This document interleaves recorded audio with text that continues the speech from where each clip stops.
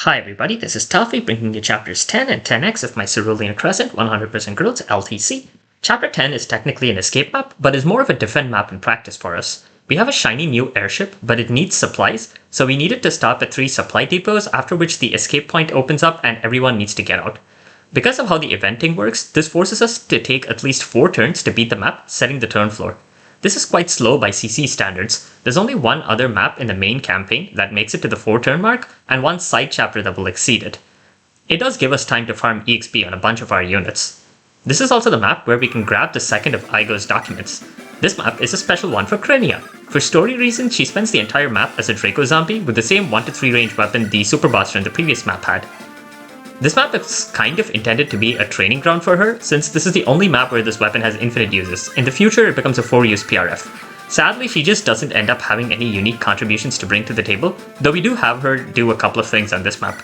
We actually deliberately moved her out of Oriana's support range on turn 1 to keep her mom from one-rounding Ellery's target.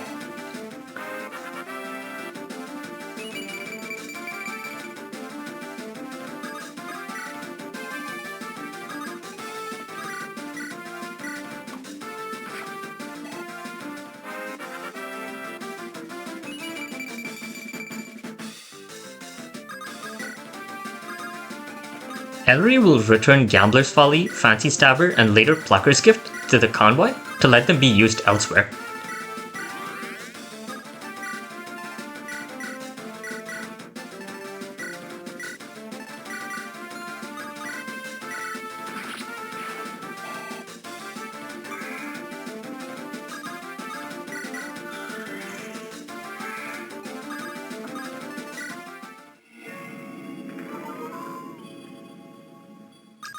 Mence will take a secret tunnel to the top right part of the map where he gets into position with the halberd to farm some EXP. With a leyline boost, he'll be able to one-shot enemies with the halberd.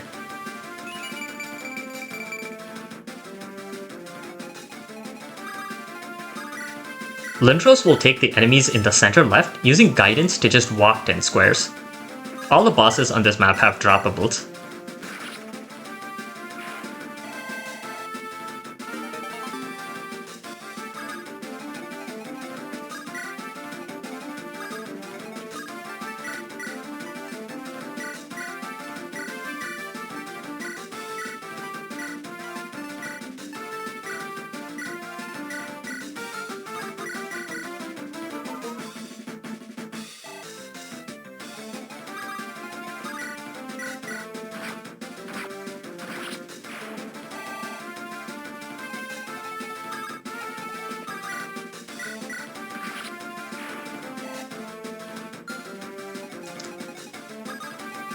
Down south, Gecko will handle the southeast squad, with Arsteel taking some kills as well. The bottom left will be the Riker show.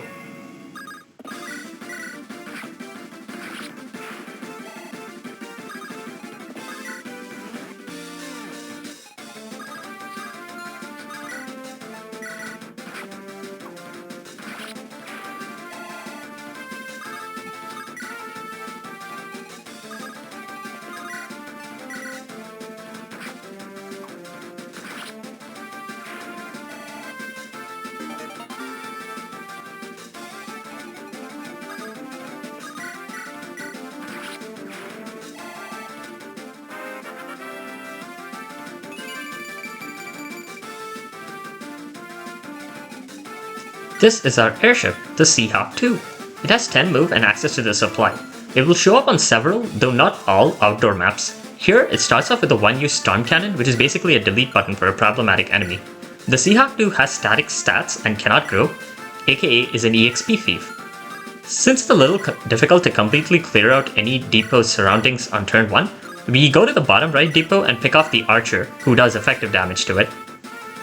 Gecko and Arsteel will shield the Seahawk from 2 sides, with walls ensuring that the only enemies who can attack it are Wyverns and the Wind Mage nearby. The speed boost keeps the Seahawk from being doubled, an example of how speed can be a defensive stat. We also give the Seahawk the Sanctuary and Contraption for the enemy phase to maximize its bulk.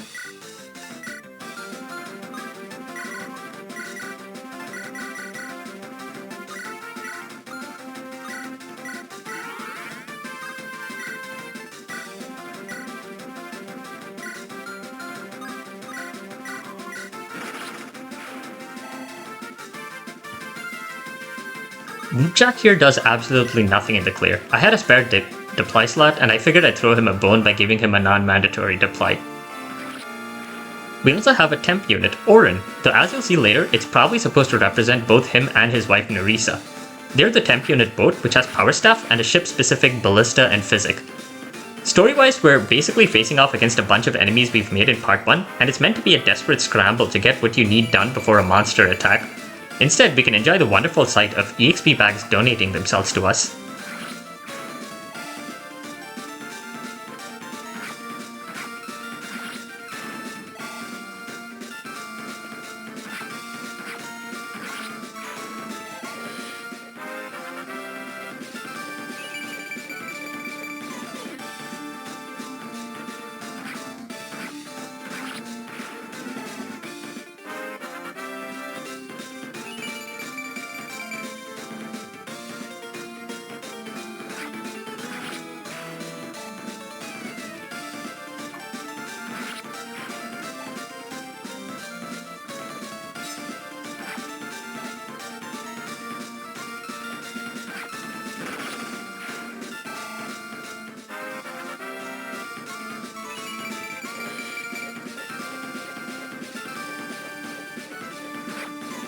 Enemy has a curved lance and is on a forest, which is why our star Gecko has 0 hit on him.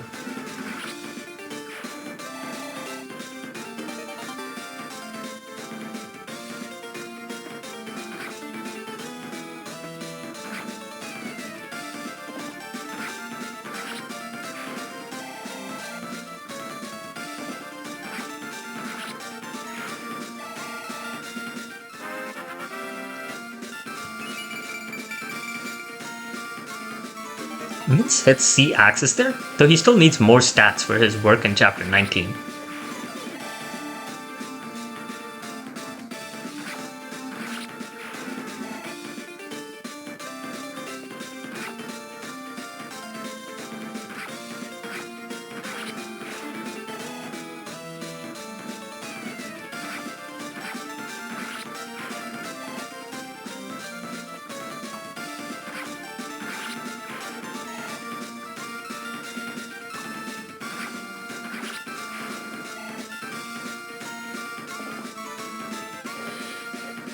As we resupply on each depot, we get to customize the Seahawk by choosing what we install on it. As previously mentioned, the Seahawk will not really be contributing anything beyond chip damage for us, for which the ballista's extended range is ideal. Some parts of the map have already thoroughly been cleaned out just from turn 1.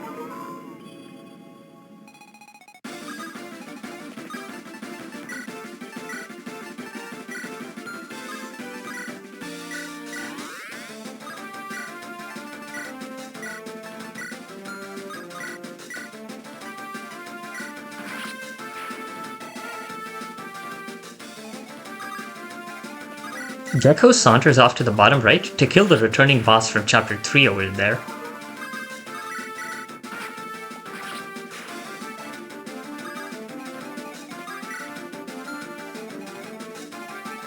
Krynia's sole combat contribution is chipping down the returning boss from chapter 5 for Franziska to kill. Franziska isn't really an EXP target, so maybe you could find a more useful recipient of the EXP I feed her in this run. The Barrier Lance is a lance with 1 more might than the Javelin, and grants plus 15 res. We will use it in one future map.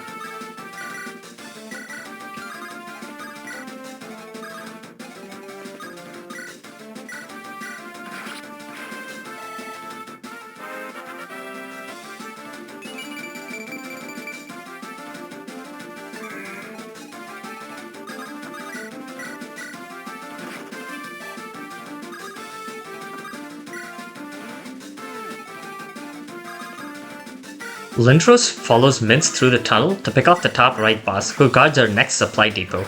We don't want to unnecessarily burn up rescue or warp uses, or divert Oriana's attention, so we planned out our path so that the Seahawk could fly straight from one depot to the next. The bougier we got there is the S-rank lance with 1 to 3 range and granting plus 5 defense and plus 10 resistance. We will only break it out at the very end of the game because strategy. That boss there drops the second of Igo's documents, and the first one we can actually obtain at LTC pace.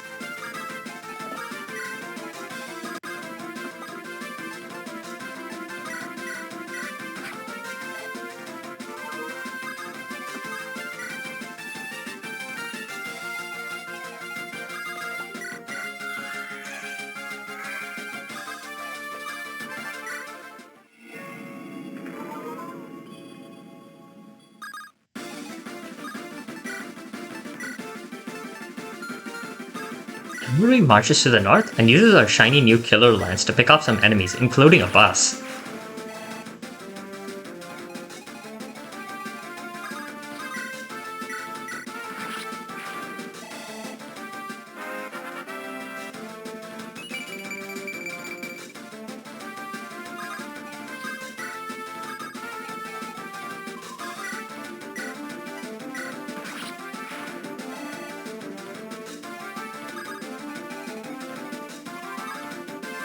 The Seahawk will boost its defense this time.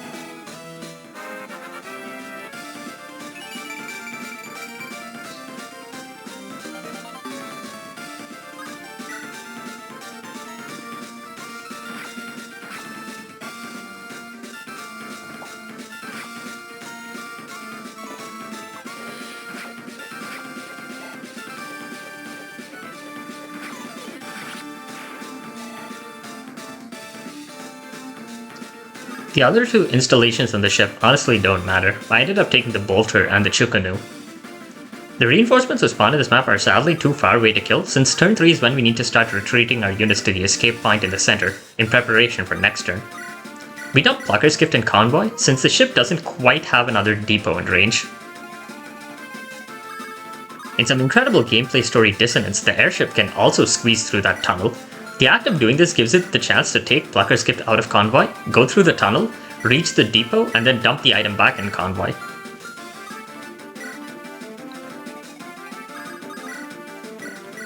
There, Riker finishes setting up a 2-use harpoon, which we will need in Chapter 13.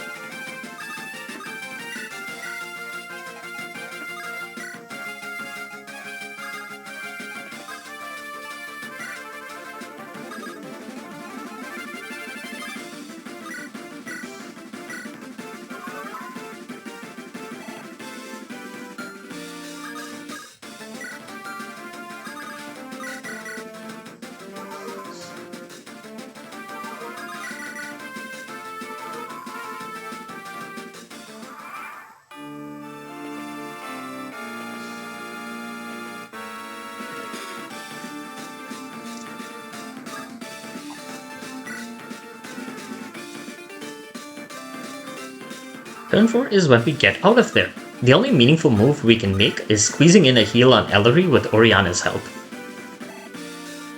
That'll be chapter 10 in 4 turns. Krynia swaps out her infinite use weapon after this map for her aforementioned 4 use PRF.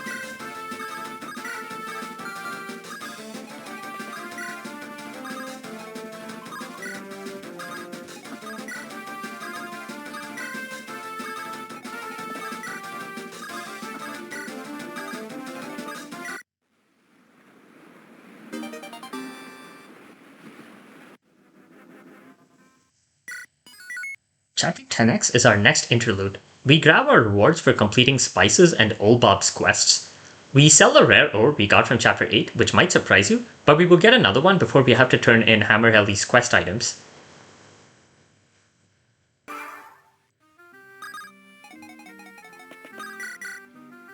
We buy another Chef's Brew from Mince for 1000 gold, so we now have 2.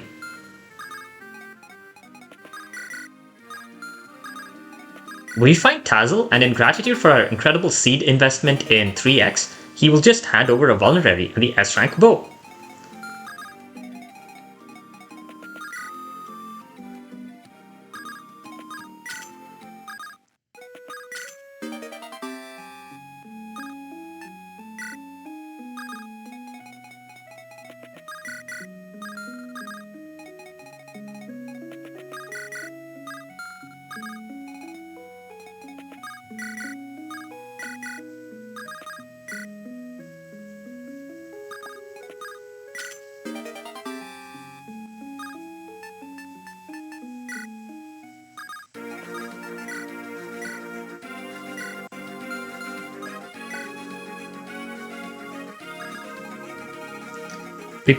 We pick up 2 more quests here, Chops and Potatoes.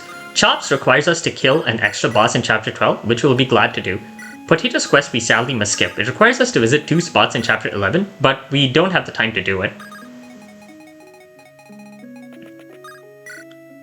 We go over to the coffee shop and blow 10,000 gold on buying 3 coffees in the name of hoarding stat boosters. The most expensive one does at least come with a free skill and luck boost on Ellery though.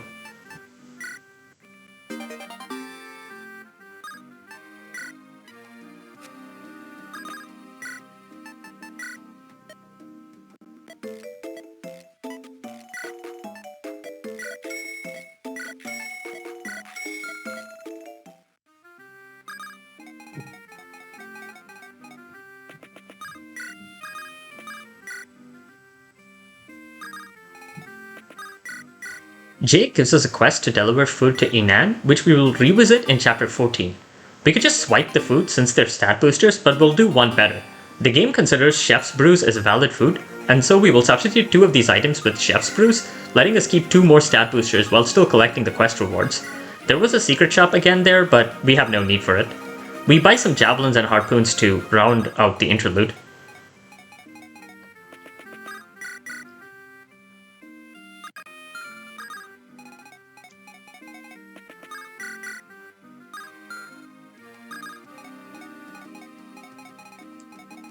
At the end of this map, we get the Seahawk Flag, a 0-might lance that grants the Gale Force skill, and as you can imagine, it will significantly shake up the run and is the reason why lances are the best weapon type. This hack doesn't have top of inventory glitch, so the Seahawk Flag can only be used by lance users. But note that it is universally equipable by lance users, and the implications will start being clear from next time.